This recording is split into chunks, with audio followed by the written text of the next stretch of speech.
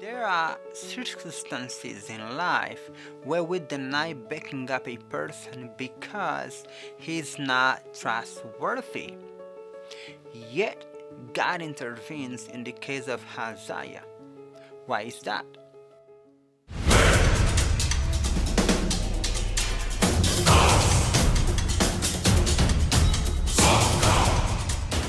Why did God intervene? Yes, you're right. God would like to make known to Israel that Israel has a God, a husband. But something is missing.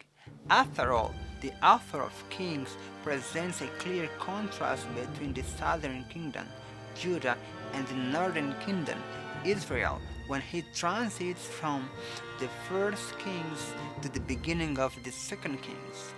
While the former kept the covenant with God, the latter, Israel, breaks it. It was expected the northern kingdom to do evil, as painted through the story since the division of Israel. Yet God intervenes because he wanted to reinstate the covenant with Israel beginning with the king Ahaziah. We need first to consider the undertaking necessary to go to Ekron. Ekron, the northernmost of the Philistines, of five Philistine cities, is identified with Tel Megne, about 22 miles west of Jerusalem, along the border between Philistia and Judah in the Shephelah, and the immediacy of the messengers expressed in the answer of the king is a confirmation of the traveling distance, the undertaking necessary to go to that city. The messengers returned to the king, and he said to them, "Why have you returned?" That was the expression of the king. The answer was closer than expected. There was no need to undertake such a journey. God was saying him, the answer is closer than you think because Israel has a God. Are you looking for answers far beyond your border? The answer might be closer than what you expect. The king sooner knew who was the man that intercepted the messengers. Inquiring the messenger, the king asks,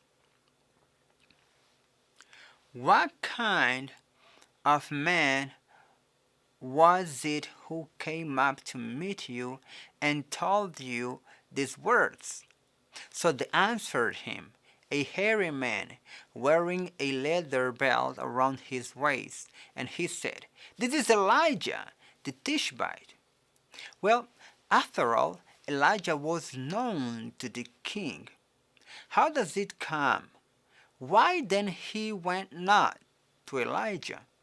Here we have our second clue to understand why God intervened. For that, we have to understand the roots of the king. He was the son of King Ahab and Queen Jezebel, as we have mentioned in previous episodes. The nickname that this family gave to Elijah was the Troubler of Israel. That was in the mind of this young man. Because as a young man, he grew up with this image of Elijah. Hence, going to Elijah is to look for trouble. That is most likely the reason why he didn't go to Elijah, exacerbated by his Baal worship. Yet, trouble gets him anyways, even without looking for it. The message of Elijah was troubling him, and he decided to call him to his presence. Following God sometimes makes you into trouble. Remember that it also brings redemption.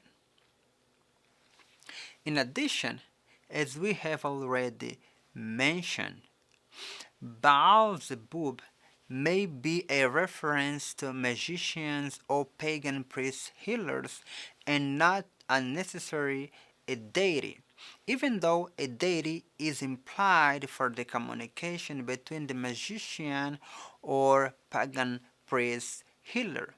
That is because the same Hebrew expression used to address the person Ahaziah was looking for is used for Elijah. While the king is looking for Baal-zebub, Lord of Fly, he gets a reply from Baal-sher, Lord of Hair. Being that the case, it seems that the author of King is placing Elijah at the same place of Baal-zebub, or appealing to the same function or office. God was literally combating the counterfeit of the office he had established and saying there is a God in Israel and his servant was there. That was a powerful message to the king and an appeal to change the course of his actions before it was too late. God reaches people wherever they are, using means that they might not even expect. He used the messengers of the king to accomplish his mission, since the king would not have the prophet of God in his own uh, presence. God is near you and will use the means available to him to reach out to you. Listen when he knocks your door. Hi, I hope this episode has been informing and transforming. Share it, subscribe, like, or comment. And if you want to donate either with your talent, time, or blessings, please contact us at the address on the screen. Our prayers are with you. See you on next episode.